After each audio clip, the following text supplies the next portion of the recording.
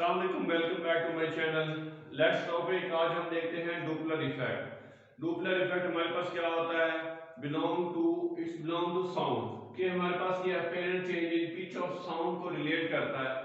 कि हमारे पास कब मैक्सिमम साउंड क्रिएट होगी, कब मिनिमम साउंड क्रिएट होगी किसी भी सोर्स और ऑब्जर्वर के दरमियान। ये रिलेटिव मोशन के मुताबिक, इसकी वेलोसिटी के मुताबिक इसको एक्सप्लेन करता है। इसकी definition, the apparent change in the pitch of the sound due to relative motion between observer and sound of source is called Doppler effect. कि जो हमारे पास रिलेटिव मोशन को डिस्कस करते हुए साउंड की पिच को एक्सप्लेन करता है वो हमारे पास डुपलर इफेक्ट कहलाता है। इसके हमारे पास एक्सप्लेनेशन या हम इसकी एग्जांपल किस तरह दे सकते हैं? लेट्स सपोज कि हमारे पास किसी भी प्लेटफॉर्म पे कोई विस्लिंग यानी कि सिटी हॉर्न बजाती हुई गाड़ी आ रही है, रेलगाड़ी आ रही है। अगर वो रेलगाड़ी टुवर्ड्स द प्लेटफॉर्म आ रही है, अगर ऑब्जर्वर जो है प्लेटफॉर्म के ऊपर स्टिल खड़ा है तो हमारे वो उसको मैक्सिमम साउंड जो वो सुन सकेगा, उसकी पिच जो होगी वो मैक्सिमम होगी। अगर वही ट्रेन जो है घंटी बजाती हुई या बेल बजाती हुई या हॉर्न बजाती हुई दूर जाती है to away from the platform, then इसकी वेलोसिटी क्या हो जाएगी, पिच क्या हो जाएगी, वो कम हो जाएगी साउंड की। ऑब्जर्वर जो होगा जो कि प्लेटफॉर्म के ऊपर खड़ा होगा वो कम आवाज सुनेगा। ये हमारे पास उसकी यानी रिलेटिव मोशन के मुताबिक साउंड मैक्सिमम और मिनिमम सुनेगा। इसकी डिफरेंट केसेस हैं हमारे पास। फर्स्ट केस क्या है हमारे पास? When observer is moving towards the stationary sound कि हमारे पास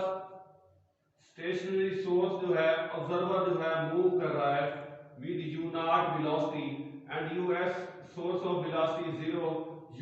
us इज मैक्सिमम यानी कि वो क्या कर रहा है us के साथ म्यू नॉट के साथ वो मैक्सिमम के साथ सोर्स की तरफ जा रहा है। देन हमारे पास क्या होगा? when source is still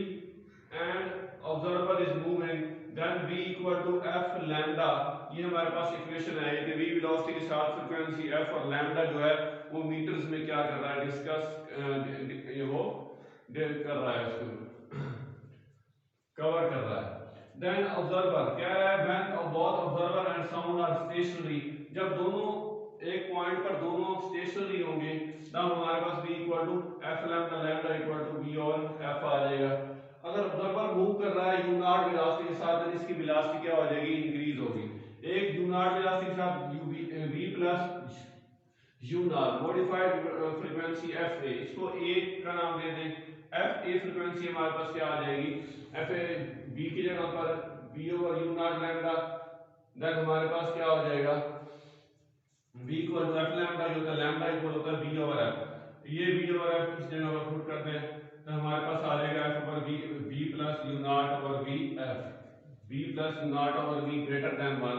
यानी कि हमारे पास मैक्सिमम शो हो रहा है कि अगर सोर्स जो है वो कांस्टेंट है और ऑब्जर्वर मूव कर रहा है सोर्स की तरफ, तो हमारे पास ग्रेटर देन 1 आएगा, fa frequency greater than fk। Hence the apparent pitch of sound increase when observer move toward the stationary source of sound। कि हमारे पास apparent frequency क्या हो जाएगी, वो increase हो जाएगी अगर ऑब्जर्वर मूव कर रहा है स्टेशनरी साउंड की तरफ। ये था हमारे पास फर्स्ट केस। अब सेकंड केस क्या आएगा? when observer move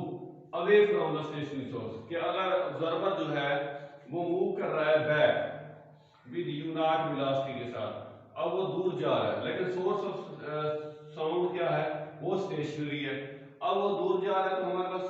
ये जो वेलोसिटी हो जाएगी वो नेगेटिव हो जाएगी, कम हो जाएगी। If observer B move away from the u not, relative velocity of the velocity is decrease हो जाएगी। जैसे वो दूर जाएगा उसकी velocity v minus u not, then fb is v minus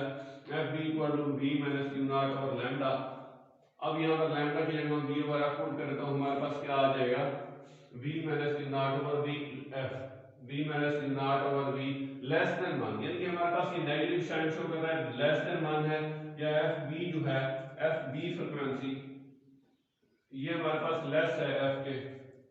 वो क्या शो कर रही है कि pitch of sound decrease when observer move away from the source of sound, low frequency will be heard. क्योंकि जैसे जैसे वो दूर जा रहा है उसका डिस्टेंस जो है लैम्डा कमजोर होता जा रहा है, पीछे डिस्टेंस बढ़ता जा रहा है, तो जैसे जैसे वो स्टेशनरी सोर्स से ऑब्जर्वर दूर जाता जाएगा उसकी वेलोसिटी जो होगी उसकी हमारे पास पिच जो होगी वो कम सुनाई देगी। ये हमारे पास दो केसेस थे।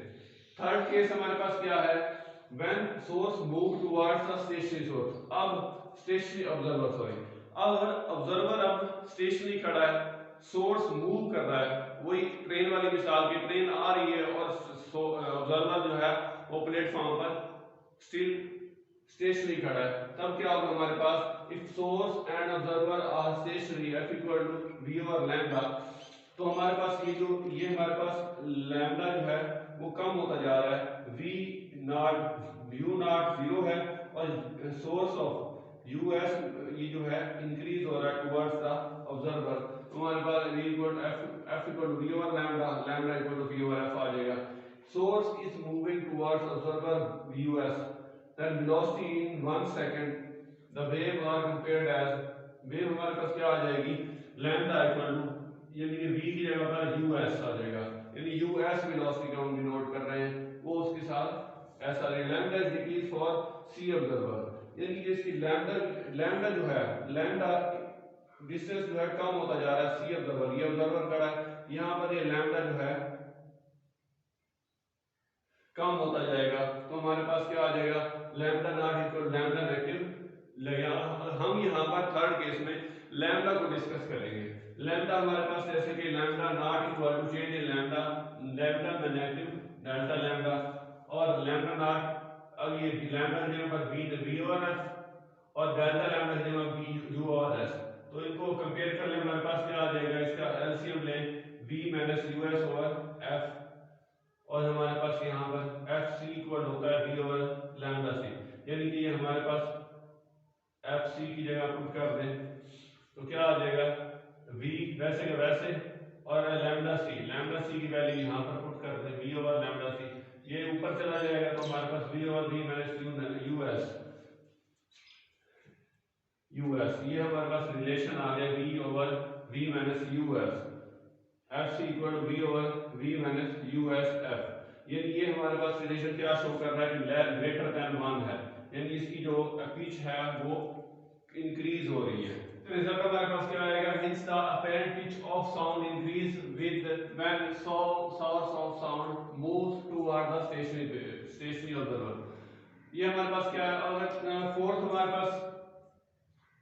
केस क्या है, when the observer move away from the stationary observer, यानी कि अगर